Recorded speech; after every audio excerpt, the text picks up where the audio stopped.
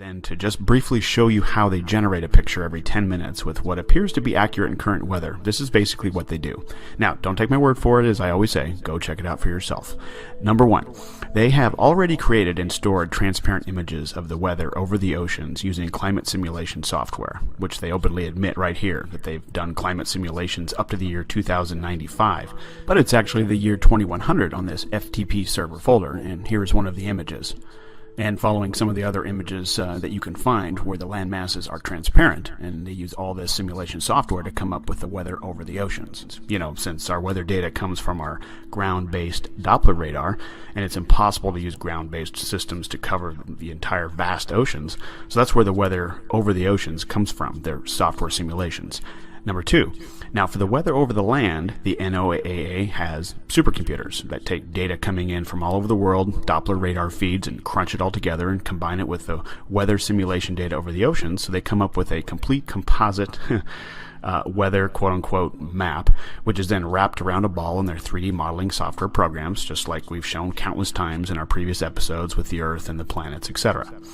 So, then what we get are composite images like this that are created in the 3D modeling software, the current Doppler weather data over land and the simulated weather over the oceans, and it looks like this. So this particular image is on the FTP server and is date and time stamped with October 11th, 2017 at 11:05 a.m. I just chose one randomly.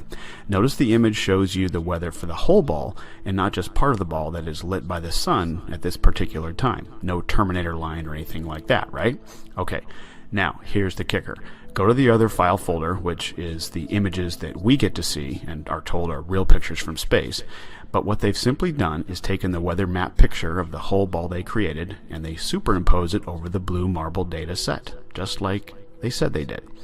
So what you can see here is the final version of what we're spoon-fed and told is a picture taken by the Himawari from space like, 10 minutes ago.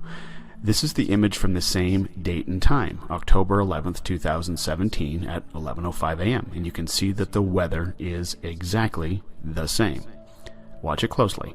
There's your weather map comprised of simulated and Doppler radar being used to complete a composite image. They do this with the Discover satellite too, the epic camera from 1 million miles away, they tell us. Ridiculous. Okay. Now also notice the final image has a Terminator line added in to try and make it look like a real picture from space, which drives a nail in the coffin of the Himawari because the weather data shows it over the whole ball completely. But they have to add a Terminator line to show the Earth only partially lit by the sun based on the time of day that the photo is allegedly taken. So if this is a real picture, how did they know where to put the clouds and weather on the part of the globe with no sunlight? It's completely dark there. It's all right here, guys. They are faking space. Hey, we all fell for it for a long time with their Doppler radar and weather simulation software building a current weather picture and wrapping it around a ball in 3D software and pasting it onto a black background like they do with all the others, adding a Terminator line and calling it a real picture from space. Himawari debunked once and for all. This has been Paul on the Plane. Thanks for watching.